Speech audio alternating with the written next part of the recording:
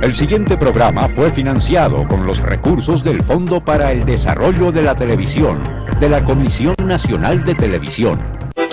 Comisión Nacional de Televisión, la televisión que queremos ver.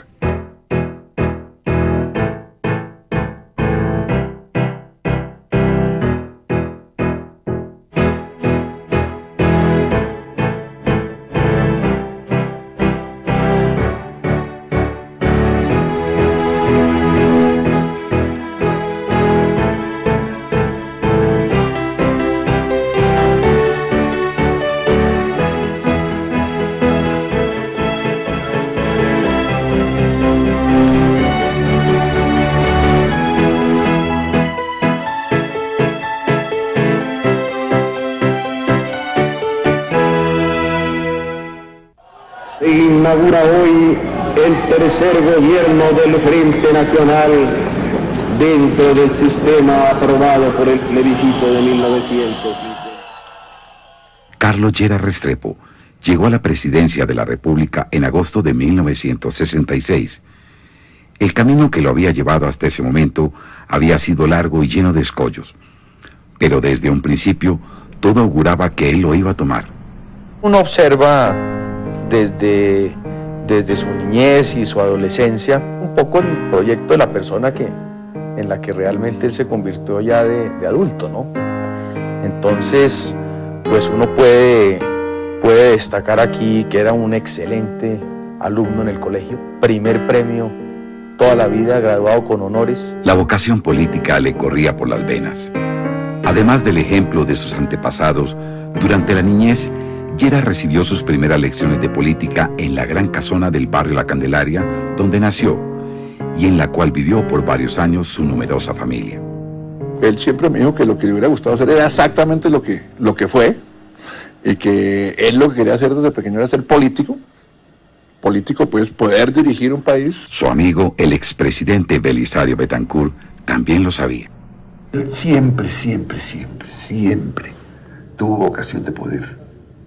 Desde adolescente, según me cuentan, desde cuando fue diputado a la Asamblea de Cundinamarca muy joven, se le veía que va para alguna parte muy alta. Sus primeros años de preparación estuvieron marcados por hechos de gran trascendencia. La crisis mundial de los años 20, de final de los 20, y el fin de la hegemonía conservadora en 1930, que había estado vigente desde 1886. 2 años después de ingresar a la Universidad Nacional a estudiar Derecho, Carlos Lleras inicia su actividad política y empieza a demostrar la fuerza de sus convicciones y principios liberales.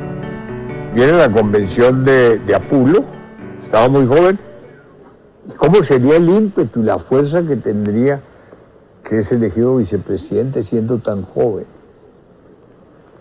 Inmediatamente participa en todos los movimientos políticos de Bogotá. La vehemencia y el ímpetu que lo acompañarían a lo largo de su vida empiezan a florecer en el futuro gobernante.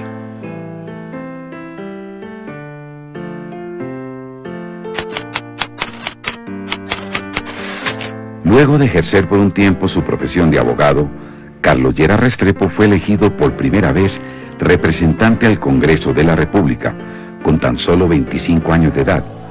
Para entonces, además de la política, ya se había apasionado por el tema de la economía y en especial por el de la hacienda pública, es decir, el tema fiscal del país. El doctor Miguel Abadía Méndez fue su profesor de hacienda pública y él se encantaba oyendo al doctor Abadía Méndez por los apuntes, por la forma como hacía sus clases. Esas pasiones constituirían, junto con doña Cecilia de la Fuente, la bella dama con la que contrajo matrimonio el 25 de marzo de ese año, los motores que impulsarían su larga y productiva vida. Esa relación era muy estrecha y yo creo que él la quería muchísimo, mucho. Todo se lo consultaba, ¿no? Él la admiraba muchísimo, él siempre estaba pendiente de ella. Doña Cecilia fue todo para él. Al lado de la joven comenzó a formar un hogar y tuvo 4 hijos. Ella fue un apoyo vital en las difíciles horas y en los distintos combates que tuvo que dar para defender sus ideas y cumplir su meta de intervenir en los destinos del país.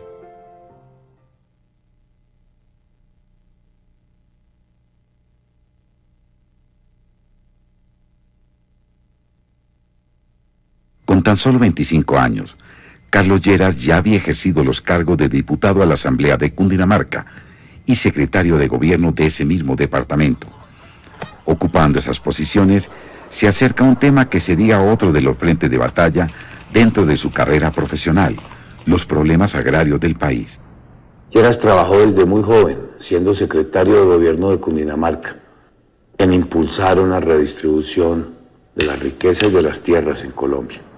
En 1935 fue elegido por segunda vez representante a la Cámara e interviene activamente en la reforma tributaria de 1936. Viene una cosa muy importante en la vida nacional, en la vida fiscal nacional, que es los proyectos de ley del doctor Alfonso Bombarejo para cambiar la organización fiscal del país. Que no pagan el pueblo los impuestos, sino que pagaran las grandes rentas, los capitalistas. La reforma se aprobó en 1936 y quedó inscrita como una de las más importantes en la historia fiscal del país. En esa oportunidad el doctor Lleras comenzó a demostrar su capacidad analítica, su aventajado conocimiento en materia fiscal. Fue tal la impresión que produjo la seriedad, la responsabilidad, la forma como trabajó esos textos, que son muy serios, que inmediatamente la Cámara lo postuló para el Contralor General de la República. Tenía que presentar examen ante el presidente de la República para poderse posesionar. Y él de contabilidad sabía muy poco, de estadística sabía también poco, pero se dedicó a estudiar, presentó examen y pasó. Y se dedicó con tal consagración, con tanto empeño, que acabó publicando un libro sobre la estadística nacional. Fue su primera obra de gobierno, de pregobierno, y un gran aporte, desde luego, a este renglón de la economía. A su salida de la Contraloría, Carlos Lleras dejó una institución fortalecida y con modernos sistemas de control público. Apenas un ejemplo de la influencia que tendría en la conformación del Estado moderno colombiano. Cuando ya soplaban fuertes vientos de guerra en el mundo, en Colombia Eduardo Santos fue elegido presidente de la República para el periodo 1938-1942 y nombró a Carlos Lleras su ministro de Hacienda. Era muy joven, tenía 30 años, apenas acababa de cumplir, pero había tenido una Contraloría General de la República extraordinariamente lucida. Al frente del Ministerio de Hacienda, Carlos Lleras tuvo que enfrentar la grave crisis económica que le originó al país la Segunda Guerra Mundial. Sobre todo afectaba a Colombia en el comercio exterior y principalmente en las exportaciones de café. El café no volvió a tener compradores. El mayor comprador que tenía Colombia de café era Alemania. Los mercados europeos desaparecieron totalmente. Entonces se promovió el Acuerdo Internacional del Café para distribuir en cuotas las exportaciones de los países productores. Y logró idear el Fondo Nacional del Café que salvó la industria. Fue pieza angular de la economía de guerra de Colombia y que habría de durar muchísimo tiempo, todavía dura. El joven ministro se dedicó a sacar adelante otras iniciativas. Se crearon así el Instituto de Fomento Municipal, el Instituto de Fomento Industrial y el Instituto de Crédito Territorial. En medio de su brillante labor en el ministerio, Carlos Lleras hace un alto y se va a dirigir el periódico El Tiempo para defender la gestión del gobierno de Santos, cuya política exterior estaba siendo atacada fuertemente. Él quería hacer política, además. Había cumplido ya una labor en la parte económica, técnica, de una grande importancia. El estilo de dirección de Lleras choca con el ambiente de trabajo que se vivía en el periódico. De hacer trastadas, a Carlos Lleras él hace un editorial, que a veces los editoriales tenían el sello personal de quien los escribía, y él pone un editorial para justificar su llegada a la dirección del Tiempo. Dice: no he venido a ser candidato, y los malvados de los talleres de abajo de los linotipos le quitaron la palabra no y salió publicado el editorial como he venido a ser candidato. Entonces eso le generó cualquier cantidad de problemas. 25 de agosto del año 41 renuncia a la elección del Tiempo. En 1942, Carlos Lleras fue elegido senador y luego de que Alfonso López Pumarejo volviera a la presidencia de la República, fue designado nuevamente ministro de Hacienda en 1943. Después de salir del ministerio salió con una gran reputación.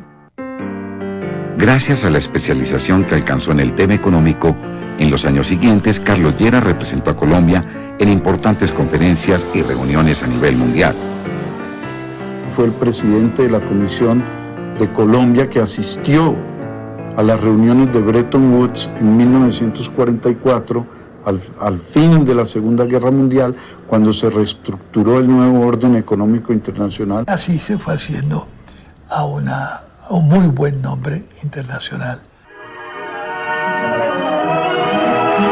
Funcionarios de Avianca entregan al doctor Lleras los pasajes del jet que ha de conducirlo a Europa.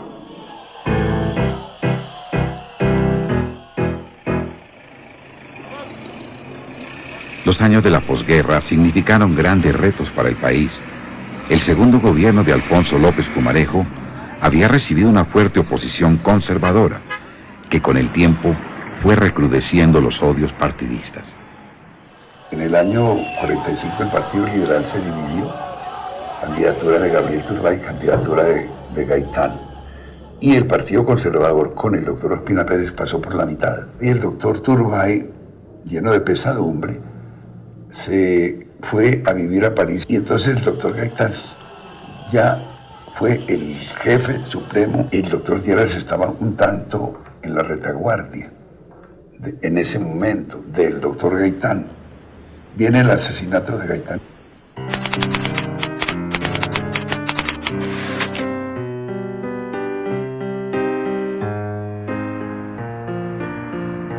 Ese hecho que dividió la historia del país en dos significó uno de los mayores retos políticos para Carlos Lleras, quien a pesar de sus diferencias con Gaitán, fue uno de los llamados a recomponer la unidad del partido.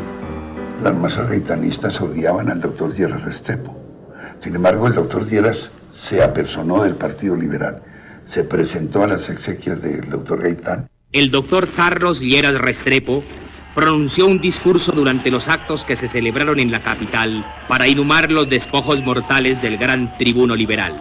Durante más de 20 años fui testigo de los episodios de la vida apasionada y febril de Jorge Eliezer Gaitán. Las olas de la marea democrática me llevaron muchas veces a su lado y otras me separaron de él. Se eligió una dirección plural encabezada por el doctor Carlos Lleras Restrepo. En su calidad de jefe del Partido Liberal, Carlos Lleras comenzó a recorrer un país fuertemente azotado por la violencia, para levantar la moral de los simpatizantes y reafirmar los principios ideológicos que los cohesionaban. Muy duro ese periodo que le tocó a Carlos Lleras dirigir el Partido Liberal después de la muerte de Gaitán, porque ya estaba la violencia política en actividad en muchas partes del país. Desde ese momento él no tuvo reposo, no volvió a tener descanso en su lucha política. Le tocó además todo el dramatismo de la violencia, que fue una cosa monstruosa en el país.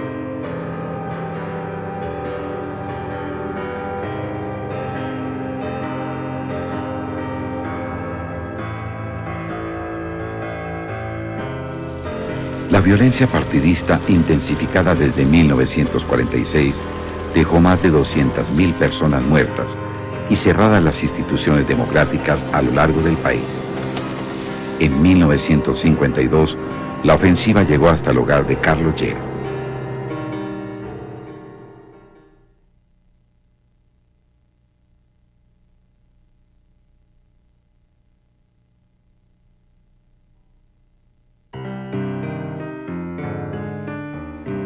Siendo parte del triunvirato conformado con los expresidentes Alfonso López Pumarejo y Eduardo Santos, Carlos Lleras tuvo que enfrentar uno de los eventos que más lo marcarían y en el cual su vida y la de su familia corrieron un grave peligro. El 6 de septiembre del 52 habían matado unos policías en el Tolima. Se enfrentaron con una serie de campesinos, los campesinos reaccionaron y los mataron. Trajeron los cadáveres y los pusieron en exhibición frente a la policía para enardecerla. Cayendo la tarde, ya se le había anunciado al país que se había incendiado el periódico El Tiempo, del periódico El Espectador, y ya habían iniciado la quema de la casa del entonces expresidente Alfonso López Pumarejo. Y se anunciaba igualmente que seguirían hacia la casa de Lleras. Los amigos que se encerraron conmigo en esta casa el 6 de septiembre, exponiendo su vida, hicieron un acto de abnegación y de amistad sumamente meritorio. Repartió revólveres con algunas de las personas que lo acompañaban defendiendo la casa, y siempre fue mencionado en casa de ellos el caso de Néstor Hernando Parra. Llegué a la casa del doctor Lleras ya tipo 6:15 de la tarde, y entonces le estaba yo diciendo eso cuando su hermano, el Catire Lleras, lo llama. Entonces ordena que se desocupe la casa porque estaba llena de niñas que estaban festejando el cumpleaños de su hija menor, María Inés. Hubo varias arremetidas esa noche. La primera fue tipo 8:30 de la noche, más o menos. Una hora más tarde ya empezamos, fue a recibir la visita, pero de policía, disparando ya con fusiles. Así fue que entonces iniciamos la retirada. Y esa retirada se dio por un cuarto que él llamaba cuarto de muñecas. Por esta ventana, según nos contaba el doctor Lleras, que fue por donde él se salió el 6 de septiembre del año 52, la casa vecina le prestaron una escalera para poder pasar para allá. A pesar de enfrentarse con suma gallardía a sus enemigos, Carlos Lleras no pudo evitar que esa noche uno de sus más preciados tesoros, su biblioteca, fuera consumida por las llamas. Ese incendio tuvo una escena que nunca se me ha borrado de la mente, y es como por la fuerza de las llamas no se alcanza a quemar el papel de los libros, sino que sale en trozos de papel como si se tratara de confetis que no caen del cielo, sino que suben al cielo. Y nadie impidió absolutamente nada, sino hasta que la casa ardió en llamas. Finalmente el doctor Lleras y el doctor López Pumarejo se ven en la obligación de asilarse en la Embajada de Venezuela. Inclusive intentaron sacarlo de la Embajada de Venezuela para, muy seguramente, pues, asesinarlo. Posteriormente entran a la embajada su señora y sus hijos y deciden viajar conjuntamente a México. Durante la etapa del gobierno de Rojas Pinilla, el Estado reconoció su responsabilidad y indemnizaron a Lleras por lo ocurrido. Mientras está en el exilio y acosado por la nostalgia, Carlos Lleras no se desentiende de la realidad colombiana. No hay nada que lo afecte a uno más hondamente que la sensación de que no está en libertad de regresar a la patria y el momento que lo desee. Yo el tiempo en que estuve bajo esa situación, no soñé sino en tener la libertad de regresar al país. Él escribía para El Tiempo una columna semanal. Estuvo trabajando básicamente en el Banco del Comercio de México. Finalmente viene el 13 de junio del año 53, cuando cae el gobierno de Laureano Gómez y nace un periodo de relativa esperanza. El golpe de Estado del general Gustavo Rojas Pinilla fue recibido con entusiasmo por los colombianos, que avisoraron por fin el cese de la fuerte violencia que consumía el país desde 1946. Carlos Lleras regresa entonces al país para continuar sus batallas ideológicas a través de distintos frentes. Fue un gran docente, fue profesor y decano de la Nobel Escuela de Administración Industrial y Comercial del Gimnasio Moderno y fue profesor de la Universidad Nacional en la Facultad de Derecho por más de 10 años. Otro de esos frentes fue la Sociedad Económica Amigos del País, SEAP, que Carlos Lleras fundó en 1956 como centro de estudio y análisis de los temas políticos, económicos e internacionales del país. Uno de los primeros temas que Lleras abordó desde allí fue el de la defensa de la democracia. La SEAP jugó un papel vital. En primer lugar, ustedes recuerdan que en el año 1956 estaba la dictadura. Así que en un inicio fue un enfrentamiento a la dictadura para lograr precisamente que la democracia se entronizara en Colombia. Por la época en que inició sus tareas, el grupo de fundadores no soplaban en la República vientos de libertad.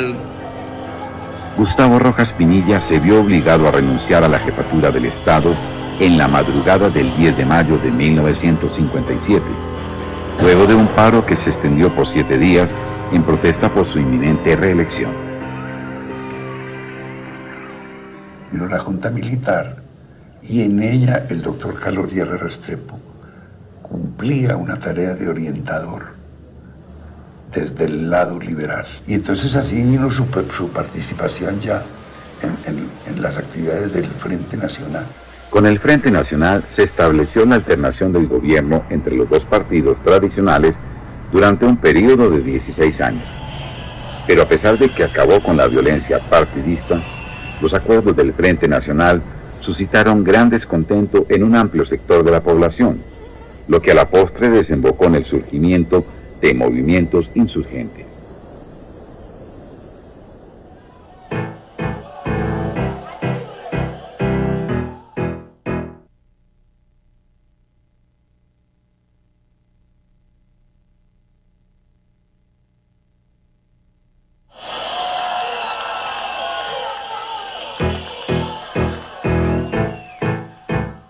En 1963 fue proclamada la candidatura presidencial de Carlos Lleras Restrepo para el período 1966-1970.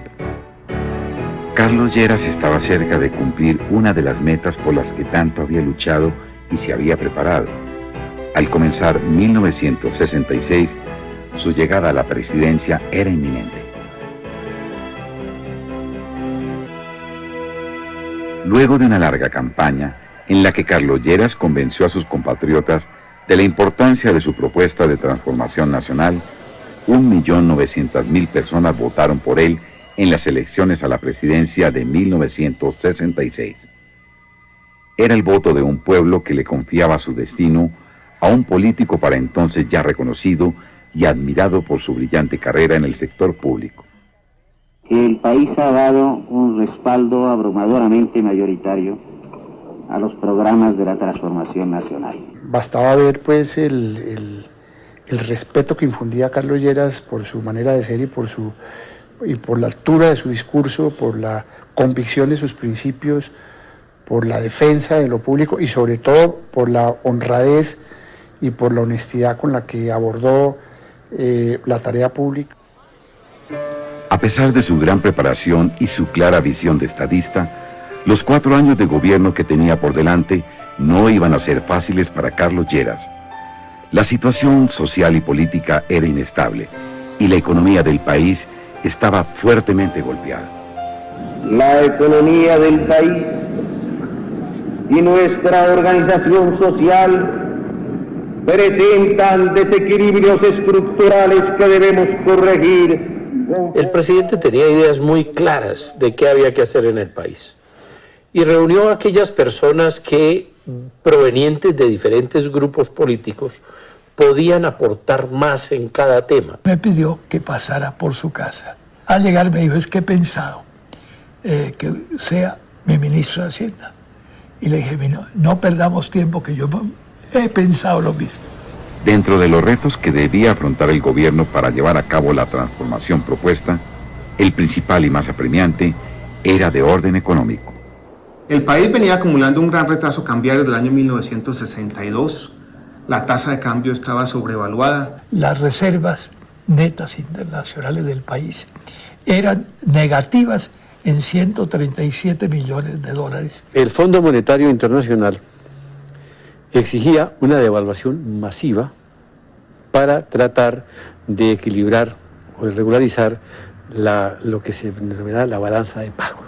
Solo un gobernante como Carlos Lleras podía atreverse a desafiar uno de los organismos internacionales más poderosos, como el Fondo Monetario Internacional.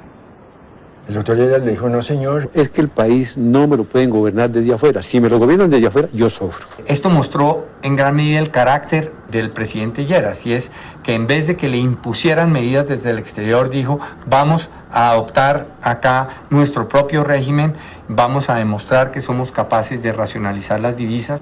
Carlos Lleras y su equipo sabían que una devaluación de esa naturaleza le hubiera causado grandes problemas al país.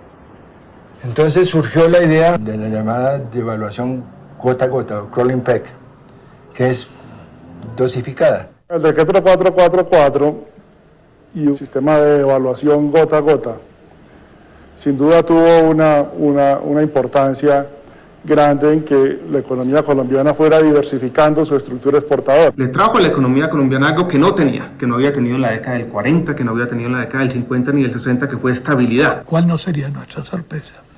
Cuando el 22 de julio el Fondo Monetario Internacional pudo registrar que habíamos suprimido todo el retraso de pagos y que estaban al día los giros por mercancías y fletes. Le pregunté, ¿usted hubiera preferido pasar a la historia por un soneto inmortal, por ser el autor de un soneto inmortal, o por ser el autor del famoso decreto 444?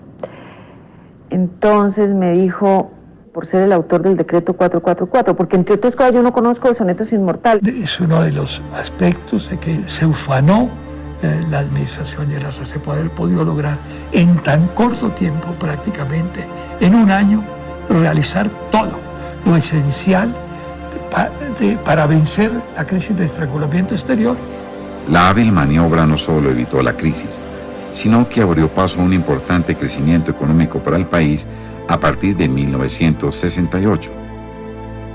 El desempeño económico durante la presidencia del presidente Lleras debe estar rankeado entre los 2 primeros lugares. En esos años, Carlos Lleras logra reintegrar a las filas liberales al disidente Alfonso López Miquelsen. Para entonces, el hijo del expresidente López Pumarejo ya era un político influyente, que recogía buena parte de los sectores de la izquierda liberal y la izquierda independiente. Este era uno de los triunfos políticos que se anotaba Lleras. Yo sí tuve una oposición franca del MRL,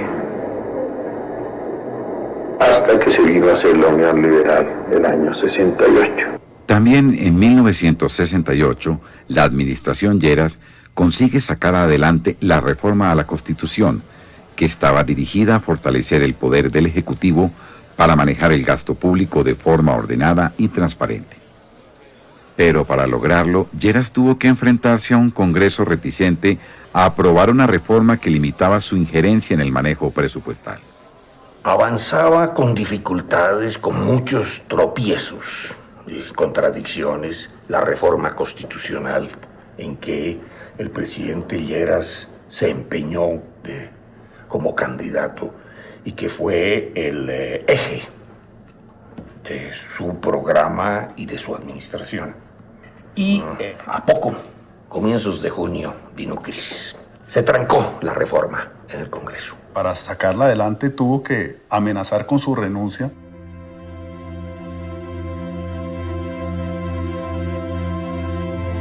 Como era de esperarse, tal amenaza causó un gran revuelo. Pero Lleras solo ganó en parte esta batalla, porque si bien la reforma pasó, el Congreso logró reservarse el derecho a incidir en los gastos. En eso el gobierno tuvo que ceder para que la reforma fuera finalmente aprobada. Simultáneamente, la administración tramita otra reforma de gran trascendencia, la administrativa, que sentó las bases de la arquitectura institucional del país, la cual sigue vigente hoy en día. Él lo que hace es una reforma administrativa en la cual los institutos que prestan servicios dependen de los ministerios, pero tienen una mayor flexibilidad y una mayor capacidad de generar esos servicios a partir del gobierno. Se podría decir sintéticamente que es la primera gran reorganización administrativa. El concepto de un Estado unitario, como el colombiano, que no es federal, pero que acuña conceptos como el de la descentralización territorial, la descentralización por servicios, la descentralización funcional. Se crean así una serie de institutos descentralizados que hacen más eficiente el funcionamiento del Estado. Entre estos se cuentan el Fondo Nacional del Ahorro, el Fondo de Promoción de Exportaciones, Coldeportes, Colciencias, Colcultura, el Instituto Colombiano de Construcciones Escolares, el IFEX y el Instituto Colombiano de Bienestar Familiar. Este último, impulsado por la primera dama doña Cecilia de la Fuente, fue y sigue siendo uno de los de mayor repercusión social. Realmente la filosofía de su gobierno era producir igualdad en un país de marcadas desigualdades, y en el sector rural el instrumento para producir esa igualdad fue la reforma agraria. Los problemas agrarios fueron para Carlos Lleras una preocupación desde el principio de su actividad profesional en los años 30. Ya como gobernante, intentó hacer una gran reforma que reforzara y ampliara los esfuerzos emprendidos en el pasado. El doctor Alberto Lleras Camargo en su gobierno lo llamó e integró un comité especial para estudio de la reforma agraria, y eso concluyó en la expedición de la ley de la reforma agraria. La ley 135 de 1961, cuyo objeto era corregir los problemas del campo colombiano, que en la década de los 60 seguía presentando un gran atraso. Había una mala distribución de la tierra, había una insuficiencia del sector agrario para darle ocupación productiva a todos los pobladores del campo, había una baja productividad, y los términos de dominación-sumisión que existían en el sector rural eran francamente muy próximos a la esclavitud. Carlos Lleras quería en especial atacar la mala distribución de la tierra, pero creía que esto no sería posible si el campesinado no estaba organizado.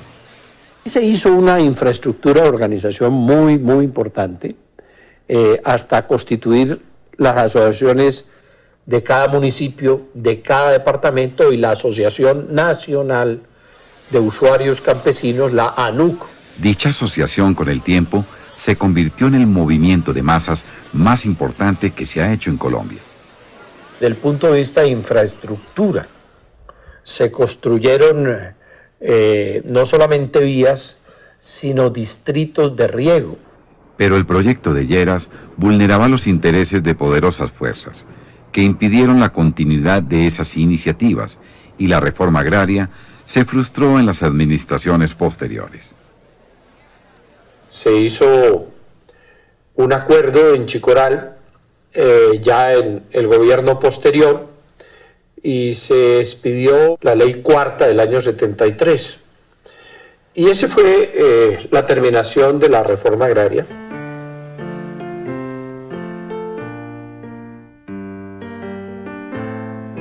Le hicieron un flaco favor al país, porque ahí donde desbarataron organizaciones, ahí crearon guerrilla. Hoy en día la concentración de la tierra en Colombia es peor de lo que era 40 años atrás.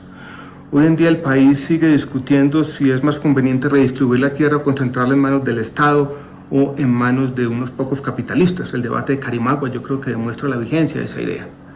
La reforma agraria sigue siendo lo que yo llamaría una utopía necesaria.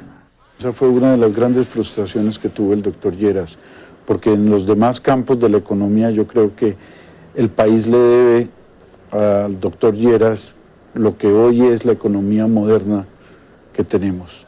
A pesar de que el país no tuvo la voluntad política para realizar la reforma, Carlos Lleras pasó a la historia como una autoridad en la materia. Cuando él terminó su mandato, pues él fue contratado por la FAO para hacer un estudio sobre el desarrollo de las reformas agrarias en el mundo y produjo un informe muy, pero muy importante.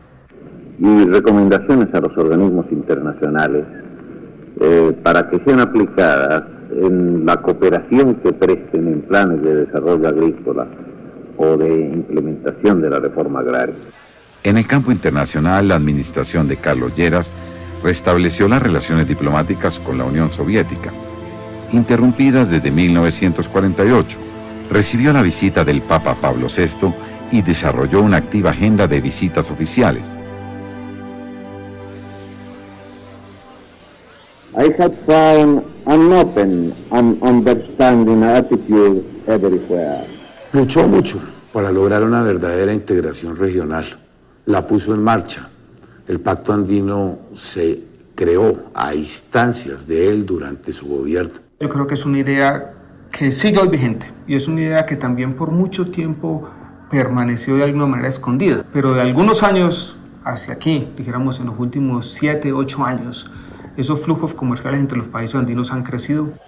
No obstante los buenos resultados económicos y sociales, el final de la administración de Carlos Lleras fue convulsionado.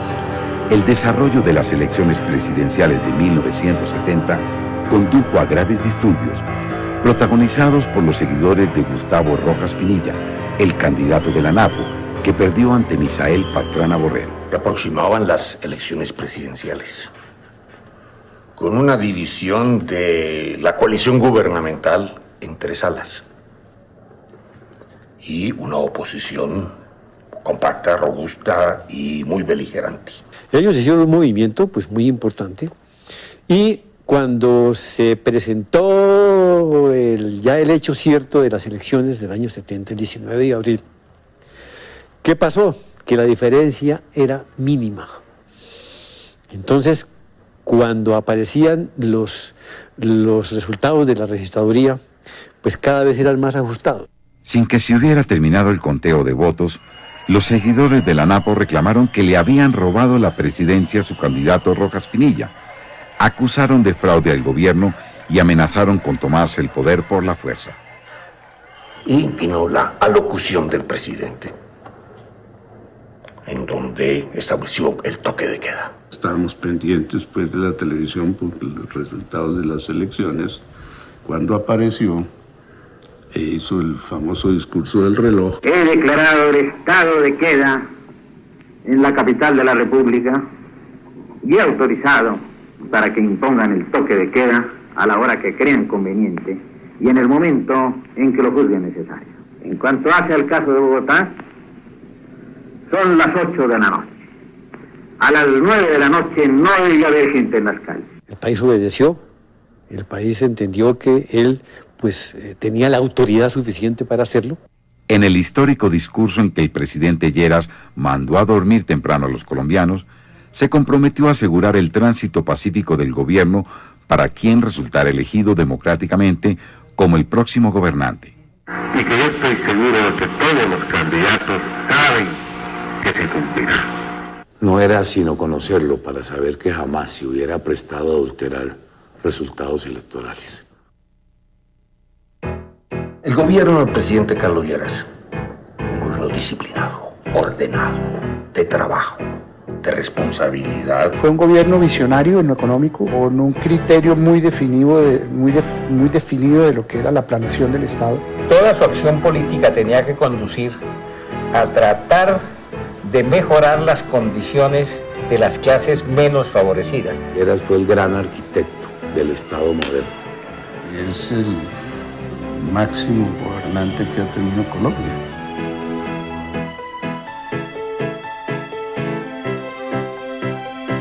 Con el ímpetu que lo caracterizaba y animado por los buenos resultados que había logrado su gobierno, Carlos Lleras decidió seguir con su lucha política.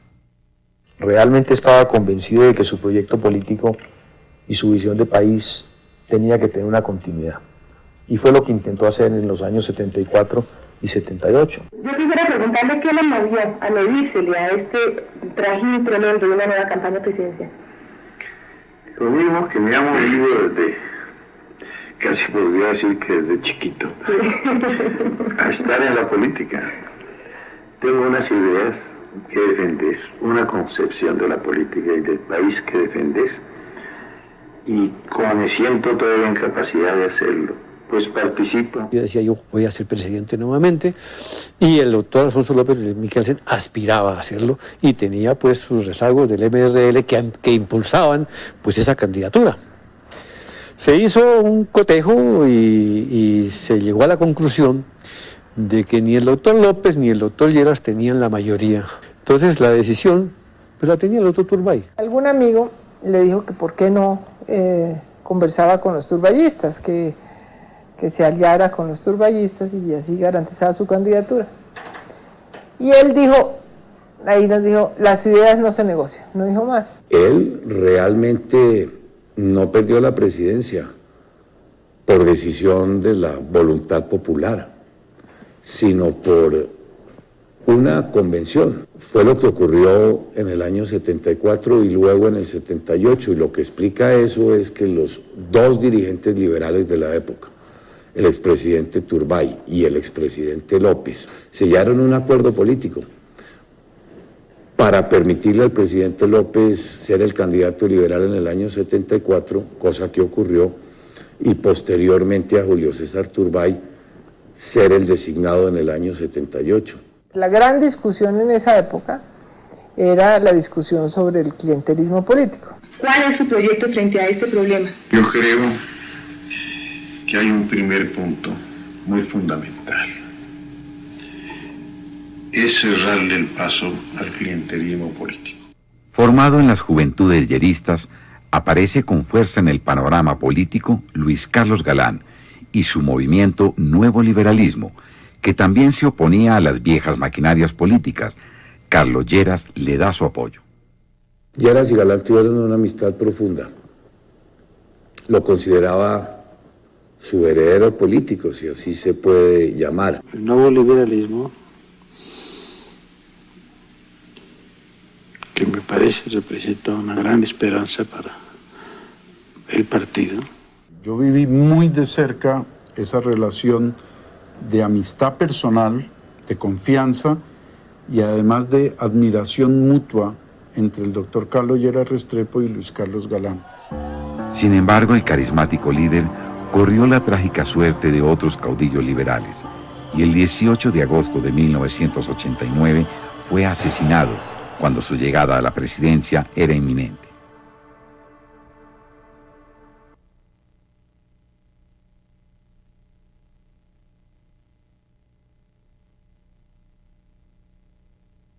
Cuando López fue elegido candidato liberal en la convención del 73 y Lleras salió derrotado, pues fue un golpe durísimo para todos los que estábamos cerca de él. Entonces yo fui a visitarlo a la casa y le dije, doctor Lleras, ¿por qué no fundamos una revista? La creación de la revista Nueva Frontera en 1974 fue otra de las grandes empresas que emprendió Carlos Lleras. Esta le sirvió de tribuna ilustrada para seguir opinando y sentar cátedra sobre los distintos temas de la actualidad nacional. Lo mantenía ocupado y por una parte con una gran vigencia política, influyendo permanentemente en el acontecer nacional. Al igual que sus luchas políticas, publicar semanalmente Nueva Frontera fue todo un reto. Lleras lo afrontó con la disciplina que lo caracterizaba durante los 20 años que duró la revista. Me llamaba el día de cierre hacia las 6 de la tarde y me decía, no he podido escribir la primera palabra, María Mercedes. Entonces yo le decía, caramba, doctor, ¿por qué no tratamos de ver si metemos otra cosa? Y tal, decía, no, lo tengo que hacer, pero le quiero decir que eso va a ser como sacarle aceite a una piedra. Y le sacaba el aceite a la piedra porque el editorial llegaba.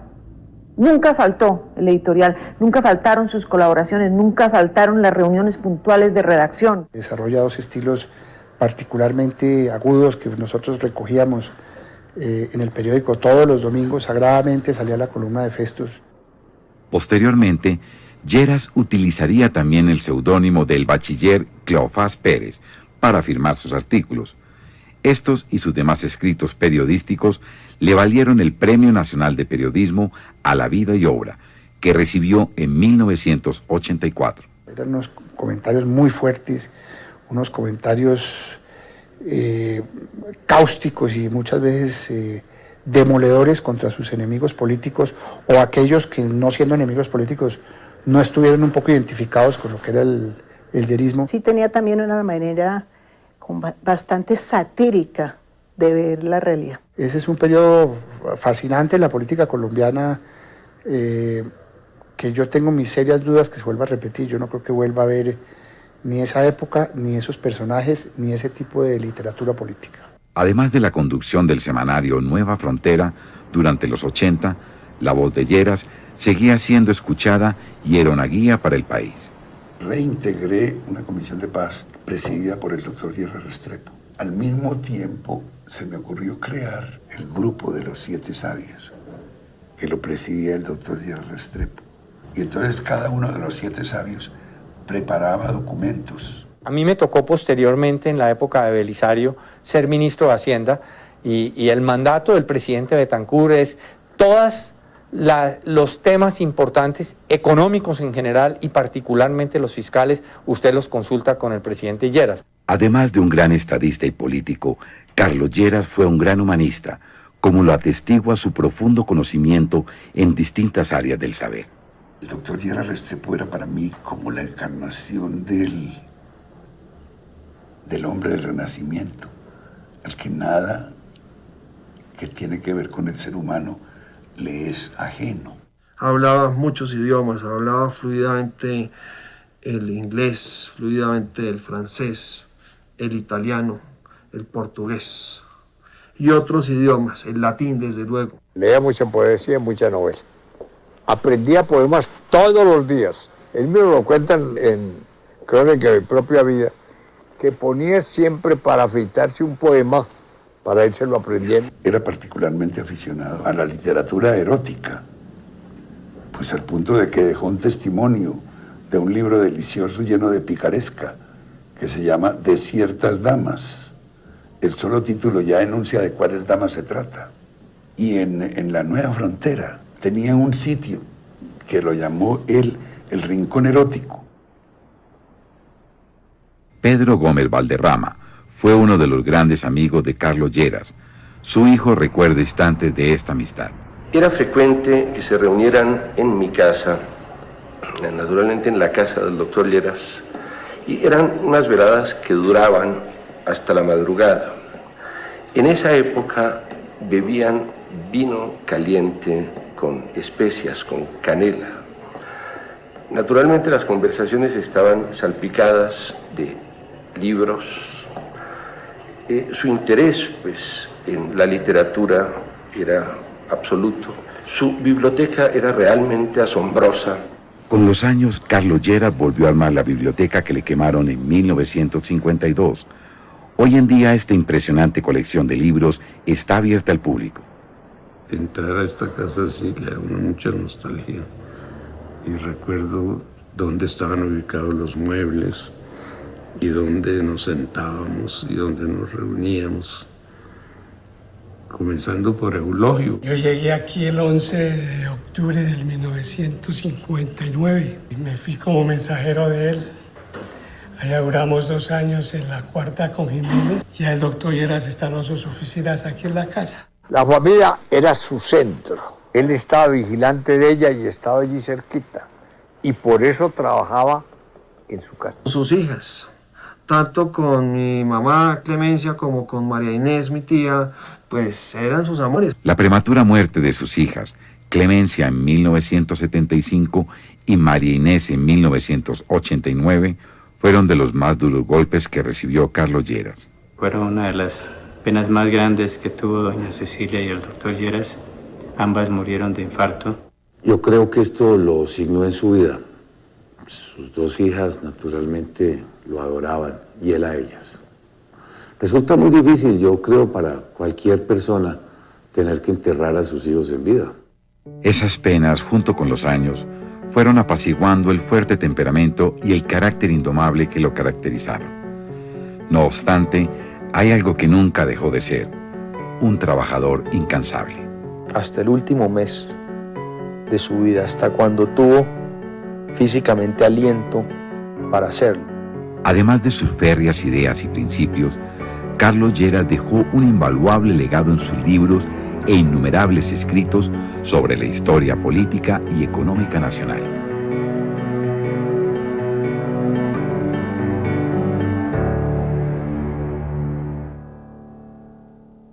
Es un legado que todavía uno cuando compara candidatos o cuando compara presidentes dice con nostalgia, qué lástima que este país no hubiera tenido otro Carlos Lleras. Él tenía un oficio de ser estadista, no era ocasional, y nos dio el ejemplo de que esa es una tarea seria para la cual hay que prepararse y a la cual hay que vincularse integralmente con todas las fuerzas vitales, y él lo supo hacer siempre. Él fue una persona supremamente seria, es decir, un manejo no populista, un manejo no clientelista.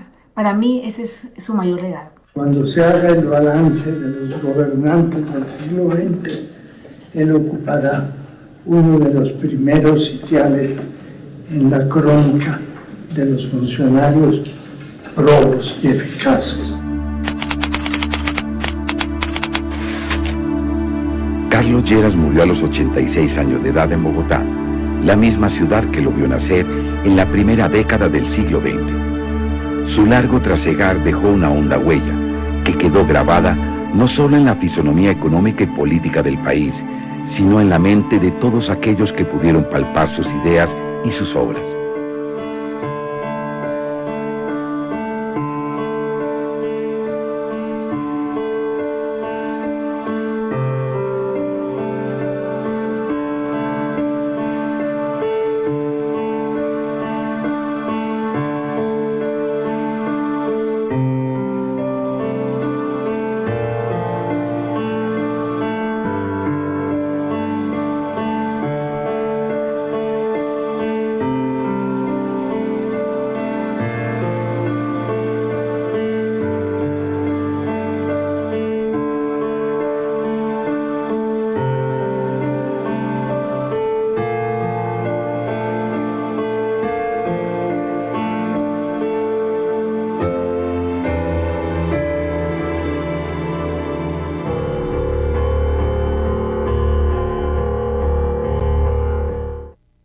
El anterior programa fue realizado con recursos del Fondo para el Desarrollo de la Televisión Pública de la Comisión Nacional de Televisión.